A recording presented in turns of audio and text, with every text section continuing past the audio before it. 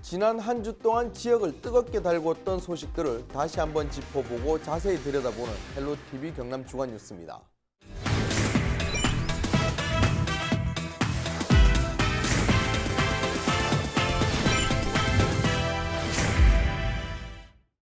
먼저 한 주간 이슈를 알기 쉽고 자세히 풀어주고 또 짧은 뉴스 시간에 다 하지 못했던 다양한 뒷이야기들을 직접 취재한 기자들의 목소리로 생생하게 전달하는 뉴스콕입니다.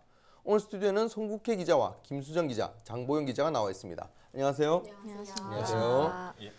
네, 첫 번째 이슈입니다. 먼저 방송 나갔던 뉴스 보시겠습니다. 들것에 실린 한 여성이 축 늘어진 채 실려 나옵니다. 구급대원은 이동 중에도 쉬지 않고 심폐소생술을 시도합니다. 아파트 주민 74살 할머니 비모 씨입니다. 바로 아래층에 사는 18살 A군의 흉기에 수차례 찔려 병원으로 이송됐지만 결국 숨졌습니다. A군은 지난해 편집형 정신분열증, 즉 조현병 진단을 받은 환자였습니다. 평상시에도 A군은 주민들의 경계 대상이었습니다. 심지어 층간소음이 심하다며 B씨 집 유리창을 깨기도 했습니다. 2년 전 자퇴한 고등학교를 찾아가 경비원에게 전치 사주 상의를 입혀 경찰이 출동까지 했습니다. 경찰은 A군이 조사에서 평소 위층 할머니가 자신의 몸속에 들어와 괴롭혀 범행을 저질렀다고 말했다고 밝혔습니다. 이 할머니가 내 뇌에 연결이 되어 있어서 이 할머니를 죽여야만이 내가 살 수 있다, 이런 마음이 있었다고 합니다. A군은 피해자가 외출할 때까지 아파트 복도에서 1시간가량 기다렸다가 흉기를 휘둘렀습니다. 그리고는 태연히 집에 있다 아버지 신고로 경찰에 붙잡혔습니다. A군은 사건 전날 밤까지 정신과 관련 약을 먹었던 것으로 확인됐습니다. A군 아버지는 경찰 조사에서 아들을 입원시키고 싶었지만 본인 동의가 없어 불가능했다고 진술했습니다. 경찰은 프로파일러를 투입하고 주변을 탐문하는 등 정확한 범행 동기를 조사하고 있습니다. 참 안타까운 소식인데 송 기자, 이번 사건이 진주 아파트 방화 흉기 살인 사건이 난 딱 일주일 만에 발생을 했어요. 네. 송 기자는 지난 진주 사건 때도 현장을 취재했고 또 이번 사건도 직접 취재를 했었는데 범죄 형태가 진주 사건과 거의 유사한 것 같아요. 네, 한 두 사건을 이제 비교를 해서 분석을 나름대로 해봤는데 네. 한 4가지 정도가 좀 닮아 있었습니다. 네. 첫 번째는 모두 다 아시다시피 둘 모두 가해자가 시기는 다르지만 조현병 진단을 받았다는 점. 네. 두 번째는 예전에 이 누군가 경비원이든 주민과든 어떤 폭행과 실랑이를 통해서 경찰이 출동했다는 점. 그다음에 세 번째는 이 위층 주민과 같은 아파트에서 위층 주민과 층간 소음의 이슈가 있었고 나중에 그 주민을 흉기로 휘둘렀다는 점. 네 번째는 기다렸다가 나올 때 취약한 어떤 그 행동에 있을 때 공격을 했다는 점. 이 4가지가 닮았다는 점에서는 참 이게 비슷했다 이렇게 좀 느꼈습니다. 그래서 이제 처음에 나왔을 때 모방 범죄 얘기도 좀 있었던 것 같아요. 예, 그래서 이번에 마산 10대 그 이제 사건이 났을 때 기자들이 혹시 이 가해자가 10대가 진주 사건을 알고 범행을 저질렀냐에 대한 질문이 있었습니다. 네. 하지만 그 진술은 아직 프로파일러에서 나오지는 않았습니다. 그래서 거기까지는 인지를 못했던 것 같다. 이렇게까지는 지금 현재까지는 조사 결과 그렇습니다. 네. 그 영상에서도 좀 봤지만 현장은 굉장히 참혹했다고 들었는데요. 송 기자는 현장 가서 이제 직접 네. 봤지만 실제 저는 거기 살고 계신 아파트 주민분들이 굉장히 충격을 많이 받으셨을 것 같아요. 실제 좀 어떻던가요? 일단은 너무 참혹했고 지금 방송에서 구체적으로 말씀 못 드리겠습니다. 그런데 사고가 나서 먼저 이제 저희 취재진이 도착을 했고 나중에 이제 경찰이 와서 그 현장을 수습을 했는데 수습되기 전에 그 모습을 저는 이제 봤고 많이 이제 그 복도가 표현은 그렇지만 좀 흥건히 젖어 있었습니다. 그래서 그거를 본 주민들의 충격은 더 할 나위 없었던 것 같습니다. 방금 앞서서 이야기를 좀 했지만 이번에도 피해자가 조현병, 아까 겹치는 부분에서 좀 네. 설명해 주셨죠. 근데 이 조현병이 겹치다 보니까 범행 이유가 단지 조현병이다 이렇게 얘기를 할 수도 있고 또 아닐 수도 있을 것 같은데 어떻습니까?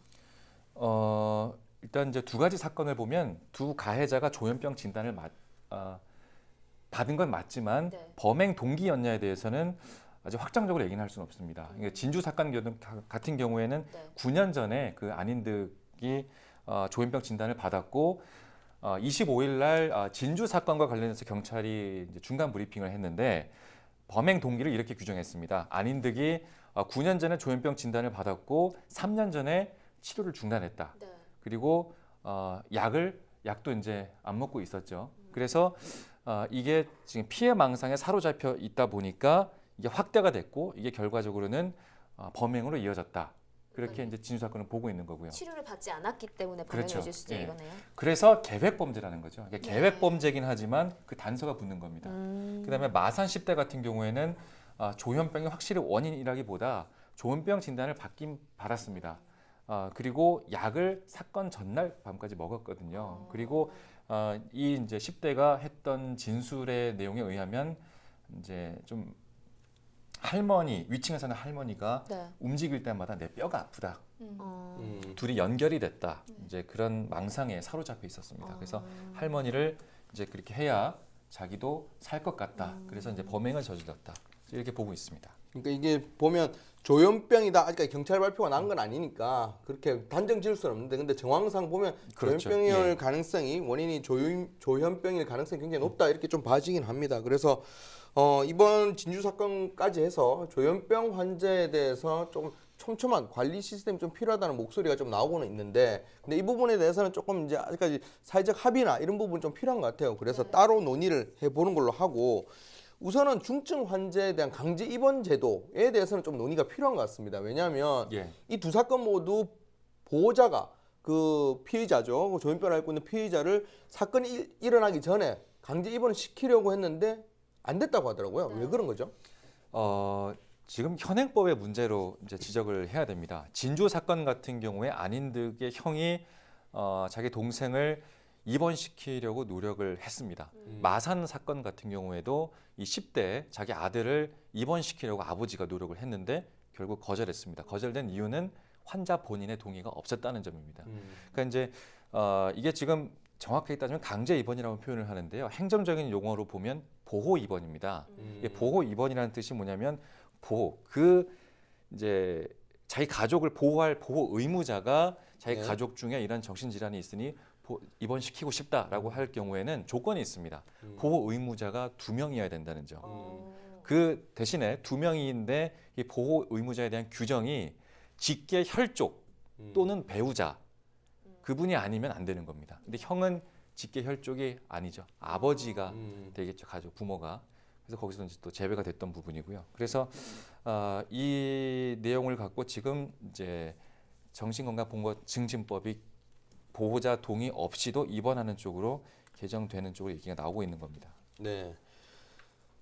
진주 사건의 충격이 채 가시기도 전에 또 비슷한 사건이 발생했습니다. 사실 정확한 원인은 경찰 조사가 나와봐야 되겠지만 만약 조현병이 원인이라면 조현병 환자에 대한 사회적 안전망에 대한 깊은 고민이 필요한 시점인 것 같습니다. 예, 두 번째 이슈 보시죠. 김해 신공항은 동남권 관문공항이 될 수 없다. 동남권 신공항 검증단의 결론입니다. 검증단은 안전과 소음, 환경, 법적 문제, 그리고 공항의 확장성 등 5개 분야로 검증한 결과 김해 신공항 백지화가 불가피하다고 밝혔습니다. 일관되지도 못했고 객관성도 결여되었고 그래서 공항 유형이나 기능 등이 왜곡된 채 항공 수요도 엄청 1000만 정도 줄여놨습니다. 이게 동남권 관문공항 역할하기 어렵다 이런 결론이고 국토부가 재검토를 결정한다면 세입지를 함께 선정하고 지방정부에서 건설비를 일부 부담해 지역경제 활성화에도 보탬이 될 수 있다며 대안도 제시했습니다. 하지만 국토부의 입장에는 변화가 없는 상황. 검증단은 총리실 차원의 검증이 추진돼야 한다고 밝혔습니다. 경부울 광역단체장은 국토부와의 갈등을 조정하고 새로운 관문공항을 추진하는 동남권 관문공항 정책판정위원회 설치 건의문을 공동 발표했습니다. 국무총리실의 최종 결정을 통해 문재인 대통령의 공약인 유사시 인천공항을 대체할 수 있는 24시간 안전한 동남권 관문공항을 조속히 건설하여 동남권을 넘어 대한민국 전체가 번영의 길로 나아갈 수 있도록 단체장 모두 동남권 관문공항의 입지로 꾸준히 언급됐던 가덕도 신공항에 대한 직접적인 언급은 피했습니다. 가덕도를 가기 위한 지금 그 하나의 전치 절차 아니냐 이렇게 말씀하시면 저로서는 참 이게 시민들한테 여쭤보고 다시 얘기하겠습니다라고 대답할 수밖에는 없지요.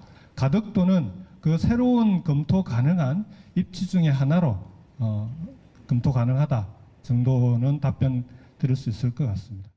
대구 경북과 소모적인 논쟁이 우려된다는 점에 대해서는 긴밀한 협조로 해결하겠다고 밝혔습니다. 대구 경북과 부울경은 갈등 관계가 아니라 이 공항 물류와 관련해서는 오히려 함께 손을 잡고 풀어 나가야 되는 그런 관계다라는 점을 말씀을 드리고요.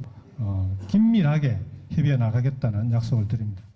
보고회 직후 대구 경북에서 김해 신공항을 재검토하려면 5개 시도의 합의가 필수적이라는 부정적인 입장을 밝힌 가운데 경북에서 결론낸 새로운 관문공항 추진은 시작부터 난항이 예고되고 있습니다. 동남권 관문공항 검증단이 최종 결과를 발표를 했어요. 네. 했는데 그 결국 결과는 뭐 김해 신공항 확장은 안 된다. 뭐 이런 결론이죠. 네, 예상했던 결론이고요. 네. 이번 최종 보고에는 부산시청에서 일단 열렸습니다. 6개월 네. 만에 내려진 결론이고 사실 그 김해 신공항 이전에 대한 목소리가 경남보다는 부산에서 좀 더 컸었죠, 그동안. 그래서 네. 부산시청에서 개최를 좀 하게 된 것 같고요. 이 검증단은 현재 안전, 소음, 법 제도, 또 환경, 그리고 이제 공항 시설 수요 이렇게 6개 분야로 나눠서 검증을 했고요. 이 모든 분야에서 김해 신공항 탈락. 이렇게 도장을 찍은 상황입니다. 이 검증단은 이 6개 분야를 총 3가지 관점으로 봤어요. 첫 번째로는 입지 선정 과정에서 객관성과 일관성이 있었느냐. 그리고 두 번째는 또 관문공항으로서의 역할을 할 수 있느냐. 그리고 세 번째는 과연 이 공항이 만들어졌을 때 지역 발전으로 유도할 수 있느냐. 이 3가지의 관점으로 봤는데요. 먼저 앞서 말씀드렸던 입지 선정 과정에서 이 정책 일관성, 객관성은 결여됐다라고 이제 판정이 났고, 그리고 공항 유형과 기능이 왜곡이 돼서 관문공항으로서의 기능을 할 수 없는데도 불구하고 부풀려졌다, 이렇게 결론을 내렸습니다. 이 결론에 대해서 이 김경수 도지사를 비롯해서 부산시장, 울산시장 모두 참석을 했고 다 동의하는 분위기였고요. 여기는 이제 허성문 김해시장도 와서 동의의 힘을 좀 불어주고 있었습니다. 네. 이게 사실은 이제 김해 신공항 문제가 지역에서 이제 불거진 게 김해 신공항, 김해공항의 확장안이 불거진 게 사실은 소음 문제 때문에 이렇게 문제가 커진 거거든요. 그런데 이제 어제 검증단의 결과 발표에서는 소음 문제 말고도 김해공항 확장안이 가지는 여러 가지 문제가 제기가 됐습니다. 어떤 것들이 있습니까? 네, 일단 검증단 발표 당시에 영상을 함께 보면서 설명을 좀 드리도록 하겠습니다. 국토부의 기본 계획에 따라서 이 V자 활주로를 만들어서 이 검증단이 시뮬레이션을 했는데요. 비상 상황으로 착륙하려고 하는 비행기가 이렇게 재이륙을 하는 상황이 또 있다고 합니다. 그랬을 때 현재 이륙하는 비행기와 그 재이륙하는 비행기가 맞닿아서 충돌할 가능성이 있다는 것이 검증이 됐고, 또 이착륙 시에 장애물이 굉장히 많은 것도 드러난 사실입니다. 현재 여기 보시는 것처럼 붉게 표시된 부분이 장애물 제한 표면이라는 이 고도보다 높아요. 그러니까 비행기가 떴을 때 장애물이 닿을 수 있는 그 어떤 거리가 지나치게 굉장히 짧은 거죠. 그래서 결국 비행기가 진입할 때 우리 돛대산에 있었던 그 충돌 사고와 같은 상황이 반복해서 일어날 수 있다는 우려가 나와 있고, 이것은 안전과 직결되는 부분입니다. 그리고 또 활주로 길이가 굉장히 짧습니다. 보잉 747 같이 굉장히 큰 비행기는 활주로의 어떤 길이가 좀 길어져야 되는데요. 지금 이제 그 국토부에서 내놓은 활주로 길이는 굉장히 짧아서 이착륙하기 부적합하다, 이렇게 결론을 냈습니다.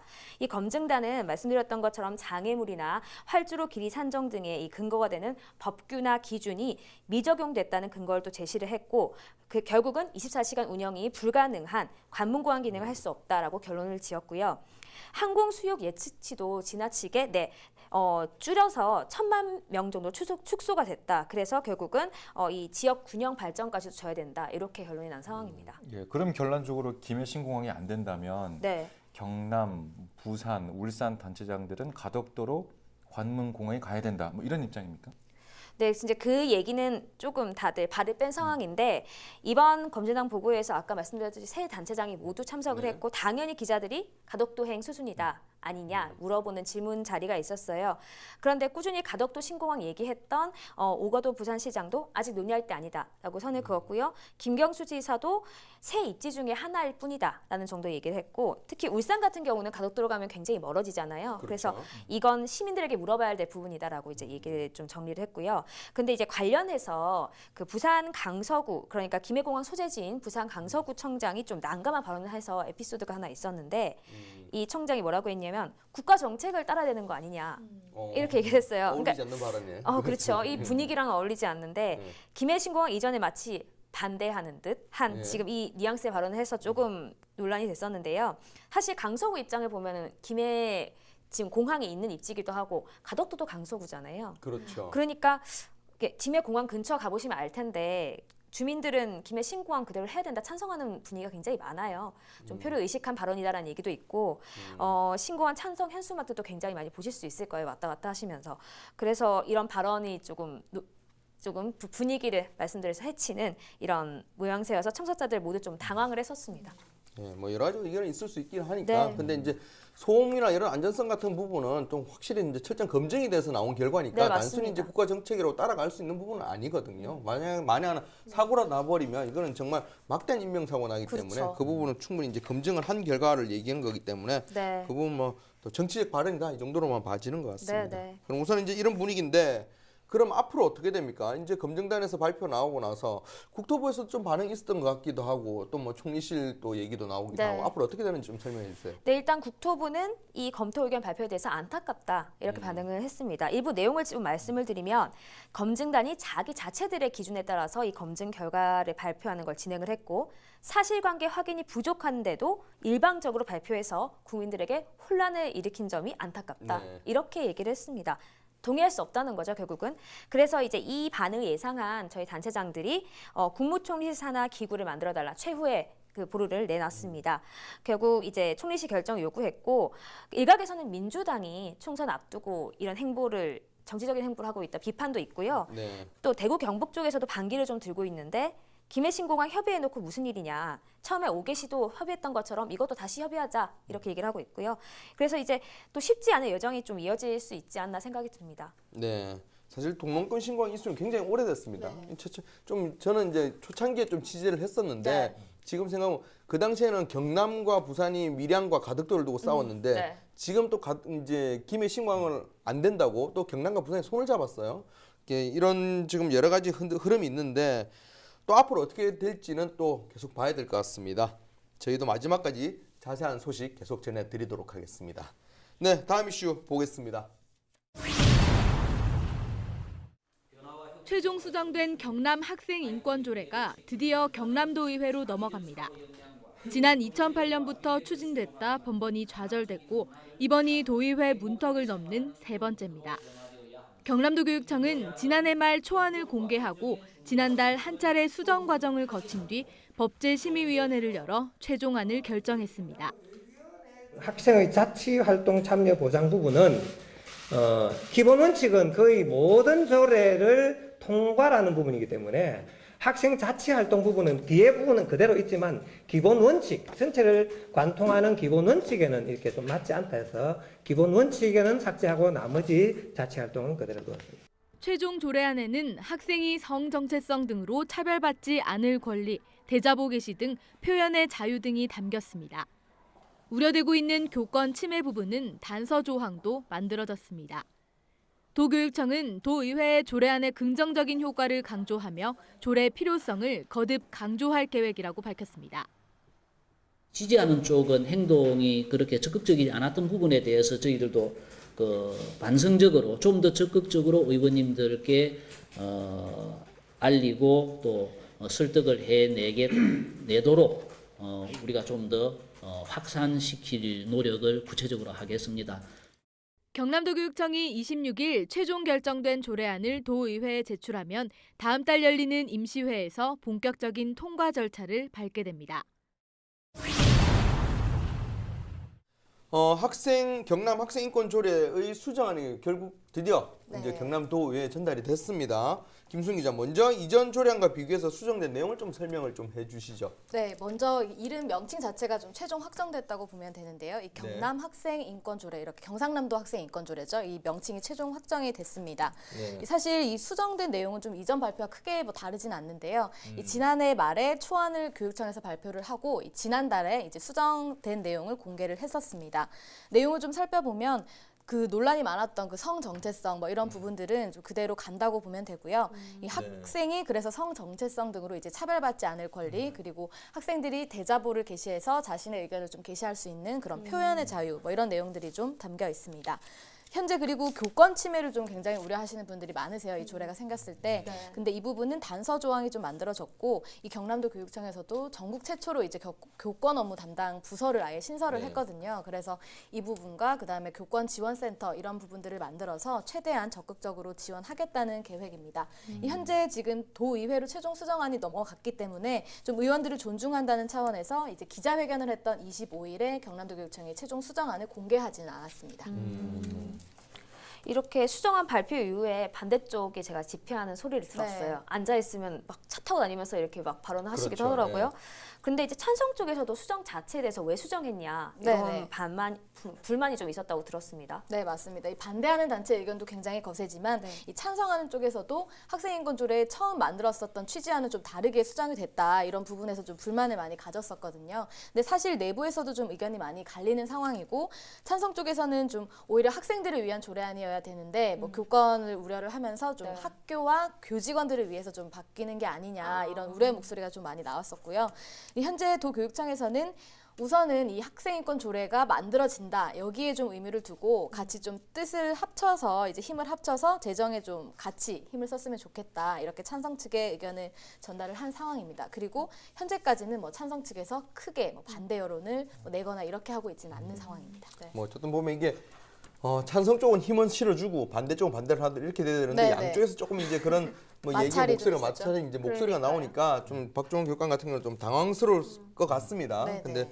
뭐 결국 이제 도의회로 공원 넘어갔습니다. 네. 이제 뭐 앞으로 일정은 어떻게 되는 겁니까? 네, 이제 뭐 결정은 도의회 손에 달렸다고 보면 되겠죠. 이게 사실 학생인권 조례가 2008년에도 이제 도의회에 제출했다가 뭐 이후부터 한 3차례 정도 이렇게 이번이 3번째고 이제 과거에 그럼 2차례죠. 2차례 정도 이렇게 제출이 됐었는데 도의회 문턱을 좀 넘지는 못했어요. 그래서 사실 이번에도 좀 어떻게 될지 저도 굉장히 궁금한 상황인데요. 이 조례안을 제출을 했기 때문에 이 내용을 가지고 이 상임위원회인 교육위원회에서 이 조례안을 이제 꼼꼼히 살펴보고 평가를 하게 됩니다.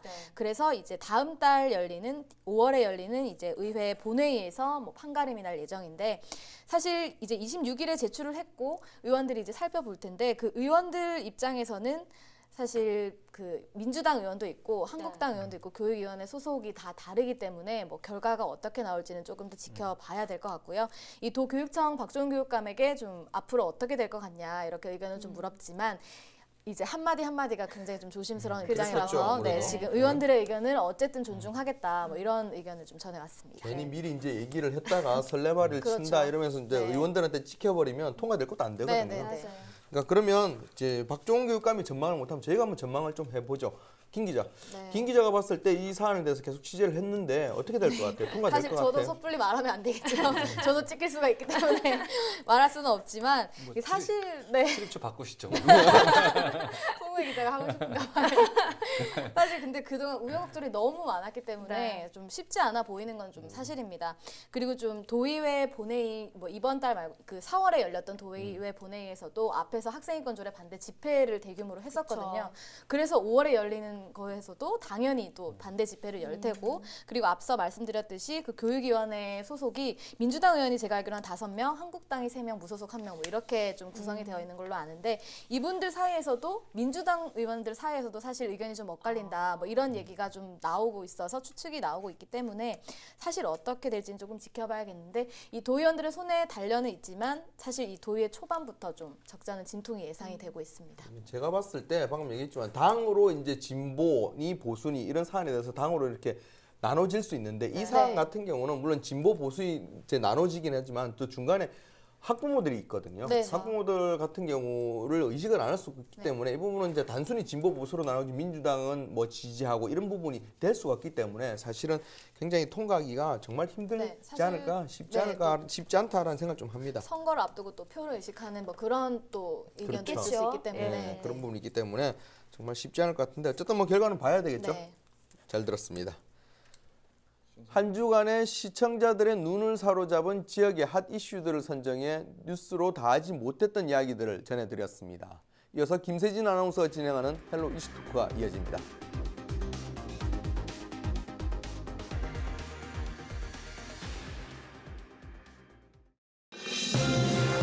우리 지역의 이슈 콕 짚어봅니다. 헬로 이슈토크. 지역의 이슈를 전문가와 함께 분석해보는 시간 헬로 이슈토크입니다. 오늘 함께 해주실 두 분 나오셨습니다. 안소동 시사평론가 자리하셨고요. 반갑습니다. 네, 반갑습니다. 네, 유진상 창원대 건축학부 교수 나오셨습니다. 안녕하십니까? 네, 반갑습니다. 진주 아파트 참사가 있은 지 일주일째입니다. 이번 사건으로 사회 전반에 걸친 안전망 구축의 필요성에 대한 목소리가 높아지고 있는데요. 오늘 헬로 이슈토크에서 현실적인 대책과 안전망 구축을 위한 절차와 방법에 대해 이야기 나눠보죠. 자, 오늘로써 진주 참사 사건 일주일째를 맞았습니다. 5명의 희생자 가운데 일단 황모 씨의 발인이 먼저 있었고 네. 나머지 희생자도 일단 합동 영경실까지 치렀는데 네. 유가족들과 관계기관이 합의한 내용이 일단 네, 궁금합니다. 네. 말씀하신 대로 21일 날 황모 씨는 이제 장례식을 치렀죠. 네. 그래서 나머지 네 분들하고 관계기관하고 이게 합의가 안 되는 바람에 장례식이 계속 미뤄지고 있었는데 22일 밤에 극적으로 이제 합의가 이루어졌습니다. 네. 그래서 그 합의 내용을 바탕으로 해서 유가족들은 23일 날, 그러니까 어제죠. 어제 오전에 합동 연결식을 거행했는데 이 5개 기관이라는 게 이제 경상남도 진주시 진주경찰서, 한국토지주택공사 경남본부, 그리고 유가족 네. 이렇게 해서 5개 이제 그 기관들이 모여서 합의를 했는데 합의 내용을 이제 살펴보면은 진주시는 이제 장례비 전액 지원, 예. 그다음에 5개 기관과의 상설 협의체 운영, 피해자 그 지원금 그 성금 모금 추진, 그다음에 심리 회복센터 운영을 담당하게 되어 있고요. 경상남도는 이제 이들 기관과의 중재 역할, 그리고 정신건강법의 어떤 정부 개정 건의 역할을 맡게 되고, 경찰은 이제 신속한 조사와 결과에 대한 책임과 사과, 그다음에 LH 경남본부는 피해자 이주 대책을 지원한다는 내용으로 이제 합의를 했습니다. 예. 이번에 합의의 가장 큰 쟁점은 이제 상설 협의체인데, 아무래도 이 유가족들이 이제 지금 당장의 지원도 중요하지만은 뒤에 일어날 수 있는 여러 가지 문제들이 있지 않습니까? 어떤 뭐 후유증 문제라든지 사회 적응 문제라든지 생계의 어떤 그 지원 문제, 이런 문제가 있는데 그래서 유가족들이 이제 다소 내용을 했습니다. 다소 미흡하지만은 받아들이기로 했다. 국민들의 관심과 지원에 감사드린다. 뭐 이런 그 20일 밤에 기자회견을 통해서 발표를 했고요. 그래서 희생자 4명의 연결식은 23일 날 어제죠. 네, 오전에 이제 합동 연결식을 거행했다고 합니다. 예. 자, 일단 합의가 됐는데 이렇게 늘 대형 살인 사건이 발생하면 유가족들의 분노는 지자체나 정부를 향하기 마련입니다. 뭐 요지는 국가가 국민을 보호하지 못했으니까 국가가 또 이런 책임을 져야 한다는 건데, 자, 이번에도 이런 목소리들이 계속해서 나왔고 결국 유가족들의 발인이 미뤄졌던 이유도 여기에 있었다고 봐야겠죠. 네. 유가족들이 계속해서 국가의 어떤 책임을 묻고 국가의 공식 사과를 요구하고 재발 방지책을 요구를 했었습니다. 네. 사건이 발생하기 수일 전에 여러 차례 이미 경찰에 신고가 갔는데 우리 좀 이해가 안 되잖아요. 네. 근데 이제 현재 경찰관이 단독으로 정신질환자의 진단과 보호를 신청하기가 어렵게 돼 있습니다. 법 구조상. 네. 현행법상을 보면 경찰이 정신질환자의 응급 입원과 보호 조치를 할 수는 있는데 바로 눈앞에서 자타해가 발생하지 않는 한 여러 가지 민원이나 행정소송에 휘말릴 수가 있기 때문에 맞습니다. 그걸 적극적으로 대응하기 어려운 측면이 있고요. 그리고 이제 피의자 형이 이 사실은 증세가 심해진다는 걸 인지를 하고 네. 계속해서 시도를 했는데 입원을 시키려고 시도를 했는데 그걸 못했어요. 그게 또 현행법의 한계 때문인데 현행법상 후견인 또는 부양 의무자를 보호 의무자로 이제 네네. 정해 놓는데 그게 직계 혈족 혹은 배우자만 입원 결정을 내릴 수가 있어요. 그래서 네. 형은 직계 혈족이 아니니까 안 되고 강제 입원 권한이 없습니다. 근데 이제 어머니인 후견이 있어서 오히려 이제 행정 입원이 사실상 이제 불가능한 상황이 돼버렸고 이제 이런 여러 가지를 보면 사실 국가 시스템에 책임이 있는 거죠. 있다고 보는 거죠. 그래서 이제 국가가 국민 안전을 위해서 중증 그 정신질환자라든지 이런 분들은 제대로 관리할 수 있도록 하는 법 제도 개선 지금 이야기가 지금 나오고 있고요. 국회에서 사법 입원, 사법적으로 강제적으로 입원시킬 수 있는 그 법하고 외래 치료 명령제 이걸 지금 개정을 촉구하는 이야기가 나오고 있는 상황입니다. 네, 이야기를 좀 들어보니까 제도가 미흡했다는 건 분명한 것 같습니다. 자, 이번 사건을 계기로 또 다른 책임론이 제기되고 있는데 바로 참극이 벌어진 아파트 주민들이 모여서 본인들에게도 책임이 좀 있다 이런 이야기를 한 건데요. 좀 어떻게 된 내용입니까? 네, 이제 아파트 주민들도 그 도의적인 책임, 사회적인 책임에서 벗어날 수가 없겠죠. 지난 19일이었습니다. 이 아파트 주민들이 약 30여 명이 모였는데 이 자리에서 이제 주민 아파트 대표회와 아파트 관리소가 공동으로 주최를 했다고 합니다. 여기는 뭐 여기서 주된 내용은 뭐 한마디로 그죠. 다시는 이러한 참사가 일어나지 않도록 우리 주민들 스스로 우리 아파트를 지키고 가꾸어 나가자. 뭐 이런 비상한 결의를 했다고 볼 수 있는데 여러 가지 뭐 방안이 나왔다고 합니다. 근데 그 중에서 가장 중요한 것은 역시 뭐 심리 회복, 그다음에 환경 개선 의견, 그다음에 여성과 어린이들이 안심하고 다닐 수 있는 방범등 설치 문제라든지 야간 순찰 경비 강화, 뭐 여러 가지 의견이 나왔는데 그리고 이제 여기에 추가로 해서 아파트 주민들이 스스로 모금 운동을 벌이자 이런 내용까지 나왔습니다. 앞으로 이제 계속해서 좀 장례 절차를 보면서 이 아파트 주민들은 계속 후속 대책을 논의한다고 합니다. 뭐 어쨌든 자연재해든 인재든 발생하면 그 원인을 밖에서 찾는 게 대부분이었는데 좀 이번에는 좀 다르다라는 생각이 들고요.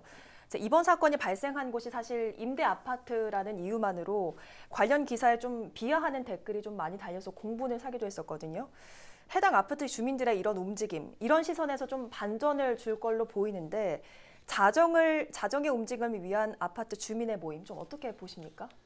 사실 이번 사건은 사회 시스템 부재의 어떤 책임이 굉장히 큰데 그럼에도 불구하고 오히려 이분들도 이제 피해자인데 그들 스스로가 피해 주민 스스로 극복하는 어떤 뭔가를 액션을 보여준다는 것 자체가 참 제가 봤을 때 정말 눈물겨운 노력이라고 보이고 이 정도의 어떤 정성이면 오히려 이런 것들이 결국은 제도권 시스템으로 더 압박하는 막 이렇게 소리치고 데모하고 하는 것보다 훨씬 더 큰 힘을 가질 거라고 보고 사회 관계망 전체로 확산될 여지가 충분히 있다고 봅니다. 예를 들어 우리 이화여대 사태도 사실은 그 부정 입학 그런 데서 이화여대 사태가 비롯됐는데 결국은 우리 촛불 문화로 이렇게 번져서 사회 전체를 변형시켰듯이 충분히 그런 새로운 문화를 만들어낼 가능성이 있고요.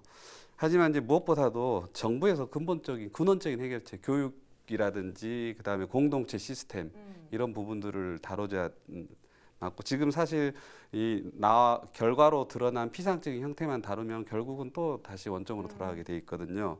이제 예를 들면 그 근본적인 시스템이라는 게 하나 예만 들자면 어린이집에서 뭐 장애우라든지 아니면 조금 신경적인 문제가 있는 아이들이 이렇게 분리하는 게 아니라 같이 섞여서 우리 사회의 일원이라는 걸 자연스럽게 할 수 있도록 강제로 이렇게 분리를 못하도록 하게 한다든지 학교에서도 마찬가지고 그리고 정상 장애우도 마찬가지고 그렇게 자연스럽게 활동하고 만약에 차별적 언행 같은 걸 하면 지속적으로 거기서 교육을 시키고 이런 식의 교육을 시켜야 되는데 뭐 따로 불장애우 학교 뭐 이런 식으로 분리시키는 게 오히려 전 맞지 않다는 하나의 사례를 들어보고 싶고요.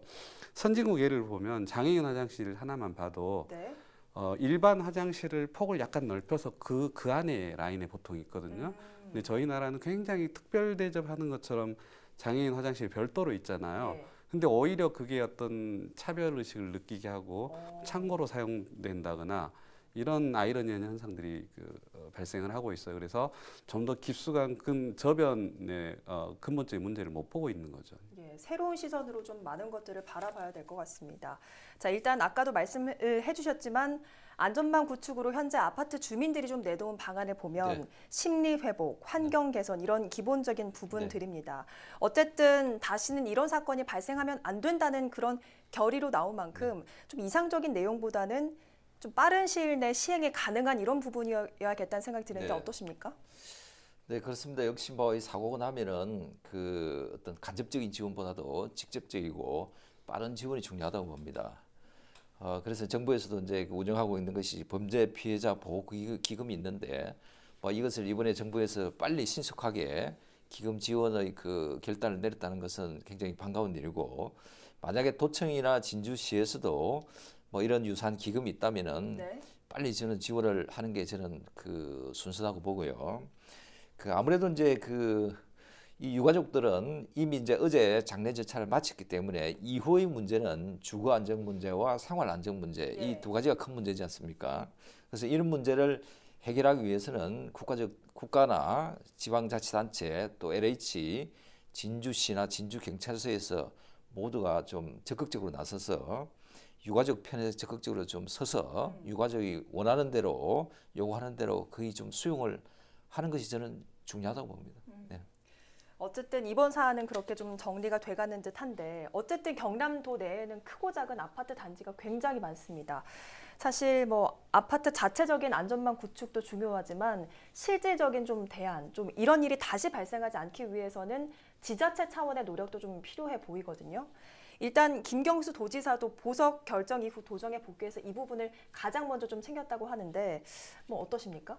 김경수 지사가 이제 보석 나오자마자 진주 가서 분양을 했고, 그리고 현안 점검회의에 앞서서 또 애도에 묵념을 하고, 예. 그리고 거기서 이제 나온 내용들을 보면 이제 신속한 조사와 대책 책임 하라는 게 일반적인 내용 말고 이건 정확하게 진단을 했어요. 이건 예. 칸막이 복지다. 각 부서들 간에 소통이 부족했기 때문에 일어난 거다. 네. 이렇게 정확히 이제 구체적으로 지적을 했고, 피의자가 기초생활수급자, 조현병 경력, 그 다음에 여러 이상 징후들이 있었는데 네. 복지, 보건, 의료 체계가 다 칸막이로 막혀 있었기 때문에 서로 그것들을 정보를 조금만 공유했어도 이렇게까지는 되지 않았을 거다. 예. 그래서 그 부분을 당장 우선 우리 자체 내에서 해결을 해야 된다. 예. 그리고 이제 또 하나 좀 의미 있는 이야기를 했는데, 서부 경남 도민들이 경제가 어렵고 삶이 팍팍해서 이런 일이 벌어졌다. 이런 식의 언론 보도는 조금 너무 확대, 사회 전체 전반적인 분위기를 굉장히 암울하게 만드는 이런 건 안 했으면 좋겠다. 그리고 이제 결국 이제 도시 지역과 마을 지역에 있는 그 공동체 어떤 그런 지원들을 우리가 좀 부족했다. 사실 문재인 정부에서 복지 정책을 굉장히 많이 써서 좋은 제도들이 많이 내려왔는데, 지역 현안에 맞게, 그 마을에 맞게, 그 공동체에 정확하게 맞춤형으로 이렇게 적용됐는지, 그 부분에 대해서는 우리가 좀 미흡한 게 있을 수 있다. 네. 의문이다. 그러니까 당장 그 부분부터 짚어보자. 그래서 사회혁신 등 과제들을 꼼꼼히 마을 단위로, 마을 단위 성격이 다 다르기 때문에 당장 이게 짚어봐라. 그래서 그 현장성을 살리라는 주문을 했습니다. 네, 말씀을 해주셨듯이 김 지사가 언급한 칸막이 복지, 이 벽을 넘어야 사실 대형 사건 사고 예방이나 제어가 좀 효율적으로 이루어진다고 볼 텐데 좀 어떤 부분들이 시급히 바뀌어야 한다고 보십니까? 네, 이번 사건은 이제 안인덕이라는 개인이 저지른 참사지만은 방금 이제 교수님 말씀하셨지만은 국가와 사회적 책임이 저는 또 동시에 크다고 봅니다. 예. 흔히 뭐 편집형 정신분열증을 이제 조현병이라고 하는데, 이 정신병자가 저지른 창극이지만은 정확한 것은 이 정신병에 대한 우리 어떤 주민들이나 국민들이 이해와 판단이 저는 정확하게 있어야 된다. 이렇게 생각을 하고, 그래야 대처 방법이 나오지 않습니까? 저는 뭐 정신건강 분야의 전문가는 아니지만은 정신병은 우리 몸 속에 뇌의 호르몬의 분비의 이상이 와서 또는 조절이 안 돼서 오는 병인데, 정확한 그 진단과 그 약물 복용 심리 치료를 잘 받는다면은 정신분열증 환자도 거의 정상인과 똑같은 사회생활을 할 수가 있다고 합니다. 만약에 아닌데이가 2010년 이후에 약물만 꾸준히 복용했더라면은 이런 일이 없었을 것이라는 게 이제 그 병원 전문가들의 판단인데 예. 더 안타까운 것은 지난 5일이었죠. 아닌데이가 가족의 그 강제 입원을 제도적으로 이건 법적으로 허용이 안 되지 않습니까? 예. 그리고 경찰도 마찬가지예요. 경찰도 3일짜리 이제 강제 입원이 있습니다. 이런 조치를 경찰이 내릴 수 있는 권한만 있었더라면은 저는 이번 사건을 피해갈 수 있었다 이렇게 볼 수 있는데 방송 시간 관계로 뭐 저희가 자세한 말씀을 드릴 수는 없지만은 그래서 가장 중요한 것은 조현병에 대한 정확한 이해와 판단 그리고 정확한 그 치료 방법 이런 것이 중요하고 또 중요한 것은 중증 환자, 위급한 환자가 있을 때는 경찰이 강제 입원을 할 수 있도록 이송하는 과정에 경찰이 개입할 수 있는 권한을 줘야 된다는 것입니다. 예.